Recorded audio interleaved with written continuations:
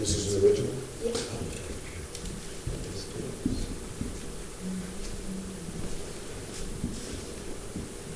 Okay. Hi.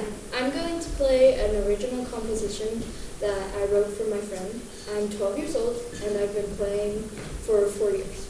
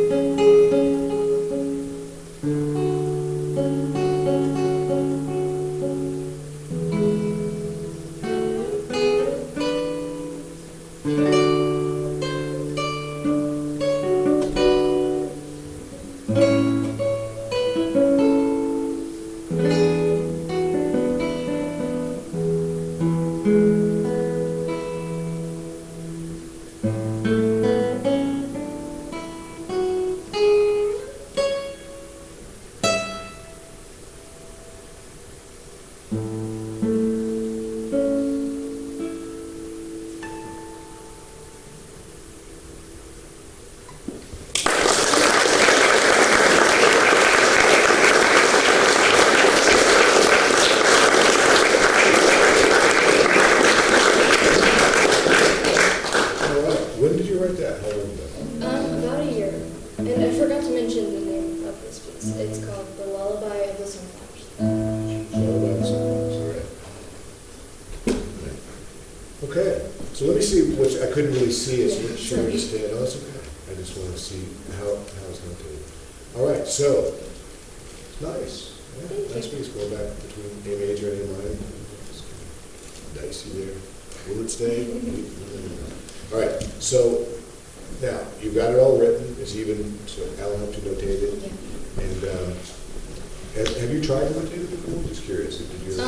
My dad originally transcribed it. Okay. I never really tried to, but So you have, we have one already written out by you. Okay. yeah, but Pretty much the same as this? yeah, but there was a Basic, few missing pieces, and there's Okay. a few missing pieces in here, but And here as it's well. pretty much. All right, so what would you like to do in our time? I mean, the piece seems pretty complete, right? So what would you like to look at or talk about I would like to see what I can do better in the future. when you write another piece? So look, using this one maybe as an example or something, or you have a new idea that you're working on? Maybe this one. Go with this one, okay. What I'd like to do while I'm looking at this, play me the first phrase again, because I'm going to check.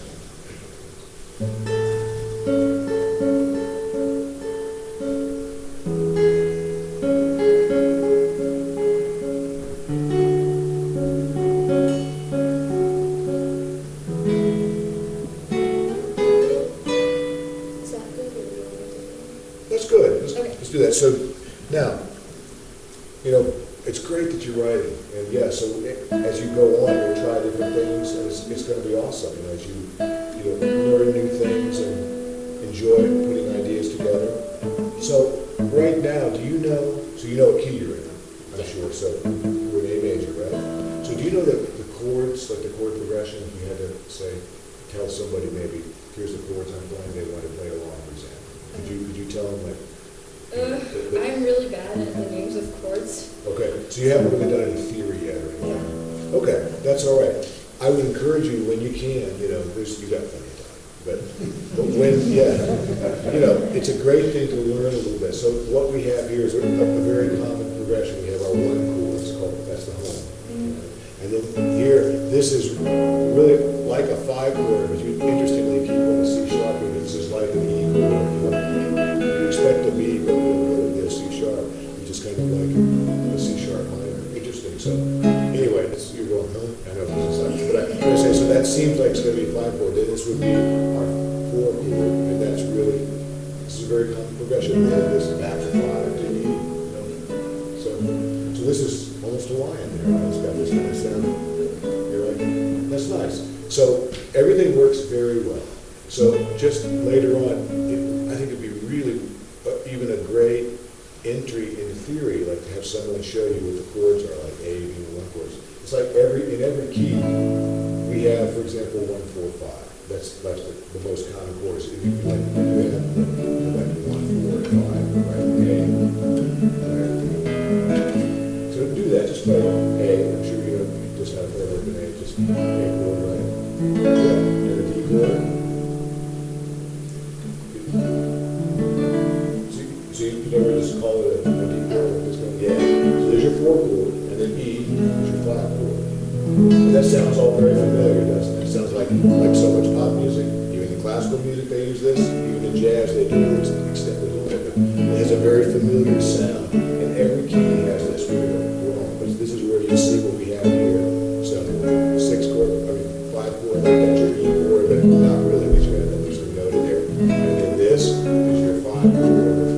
Really note in there, the C sharp. So you got a little zest in there, something different. So that was the first thing I wanted to say is just we can even write it in as 5, 4, 5, which is the progression.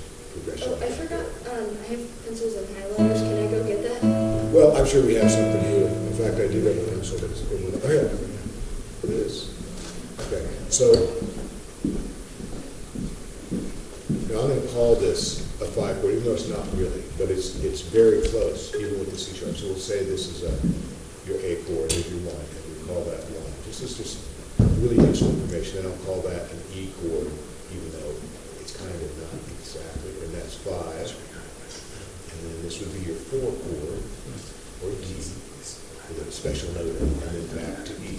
So there's your 5 chord. So that's, a progression you hear a lot, and that's not a bad thing. It's just, there are no new progressions almost. It's like most music is built very similar almost. Right? So that just something for the future, at the beginnings of theory, which is very helpful when you start organizing your thoughts for writing. So you'll learn that over time. So no rush. Then I wanted to mention one other thing. So like when you're thinking about writing, we have these repeated things like, so the pattern, it's strong to repeat this like rhythm pattern, right? Because it grabs people's ear. But at some point, maybe you do just a little change. One that strikes me is right in the 3rd measure. Now, maybe you don't do it the first time we hear this, because we hear this later too, right?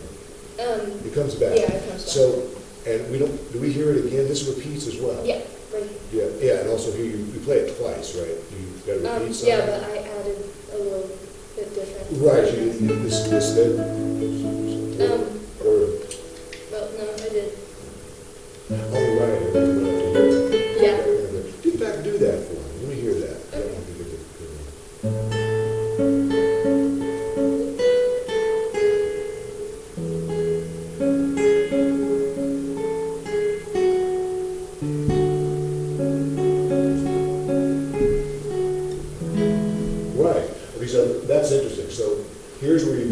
this idea, just as a suggestion. You don't have to adhere, but in the future, think about this, right? And when you get here,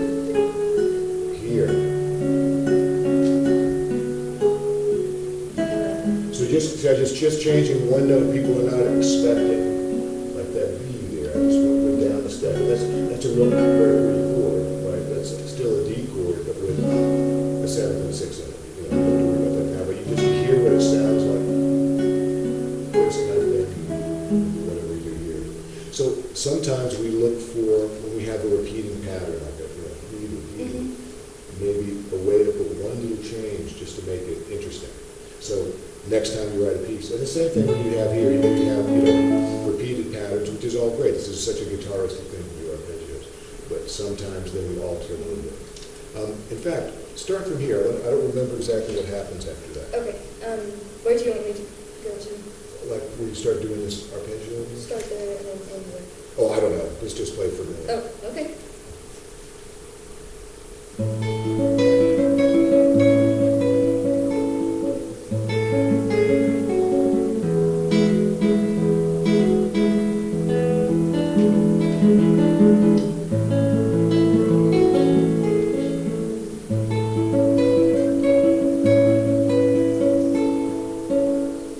Is that where it ends? That's no, it goes up.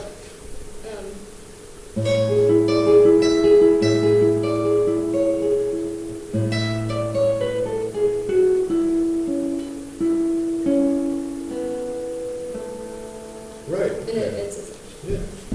Right. Yeah, I like that.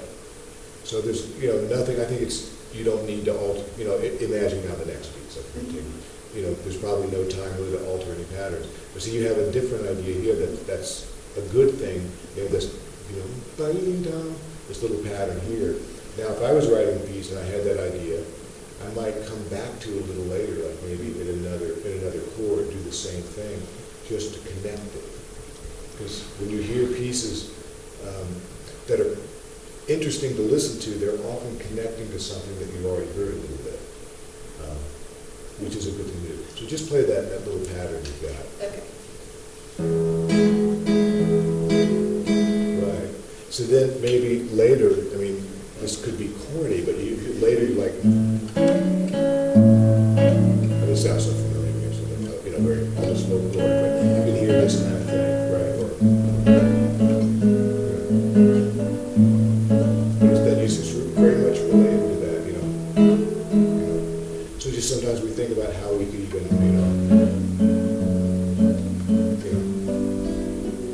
you start looking at ways you could take a very simple fragment. You see what I was doing, just taking that kind of rhythmic thing and that, this. So just for fun, try this. So we're barring A, just play the voices there, and go. Right, and then here are two. So things like that, you might tie it together. You could even have theoretically, a section in another piece that then used that and kept going to some harmony that would do that, as the idea that connected it all together. So I like that. yeah, things like that. So then what happens after that? We had our scale down and then we finished that phrase. It goes to A minor. Yeah. Okay. Let's hear some of that.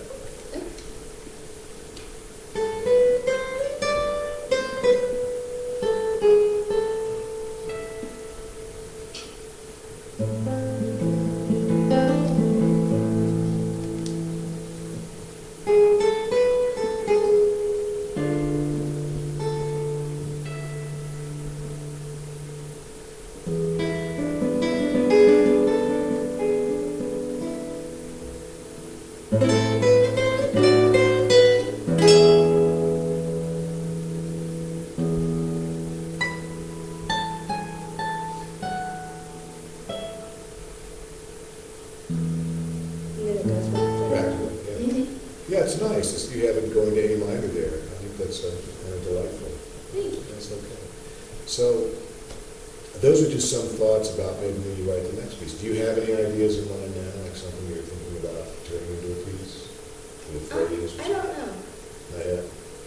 Not yet, but Okay. I always am singing, and I come up with these ideas, but I have trouble transcribing them to words. Yeah. I come up with something different that I don't really like or something like that. Okay, Or but it's sometimes hard I to- do like it. But Yeah, okay, but sometimes you hear something that's hard to figure out what to do Yeah. with the guitar, yeah.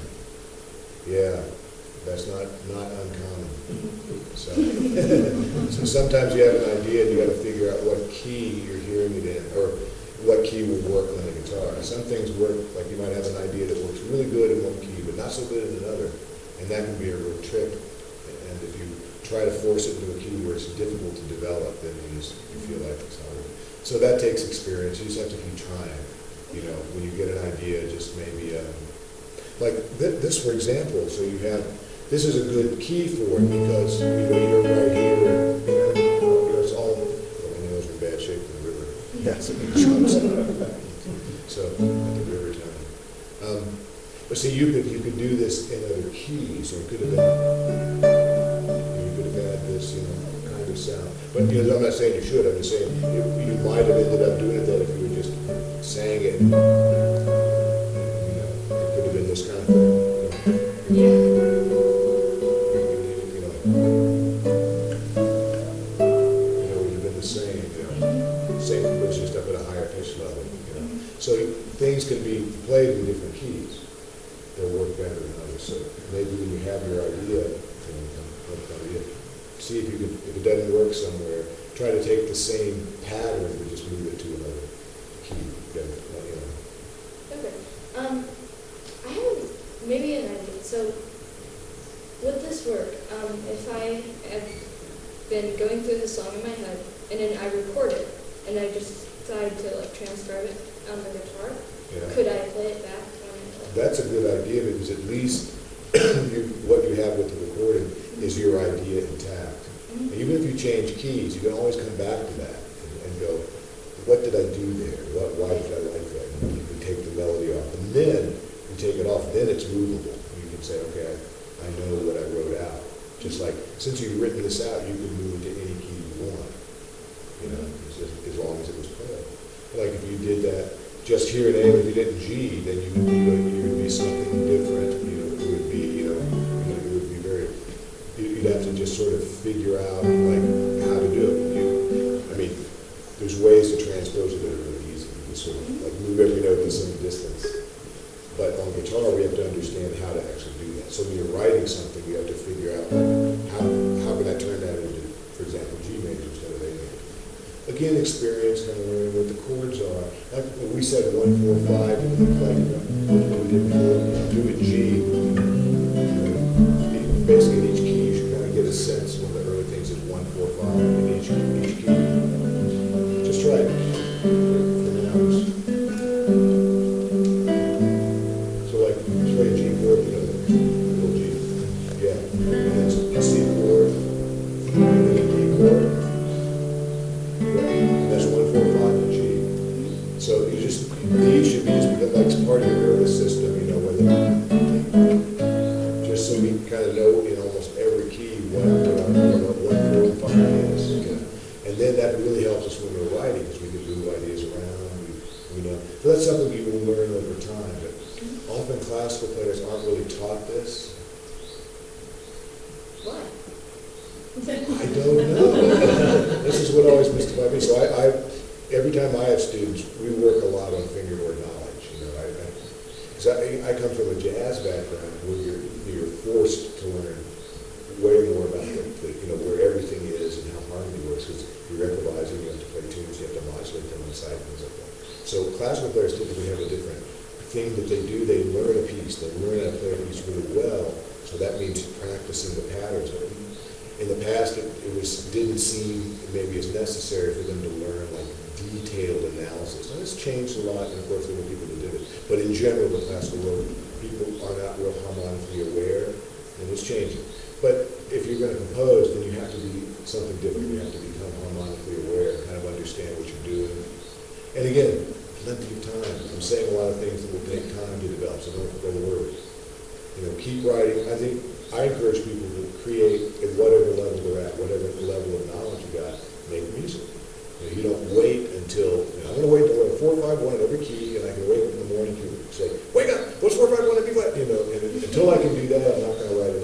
Some people think that, think I gotta be rigorous and learn and then I'll be creative.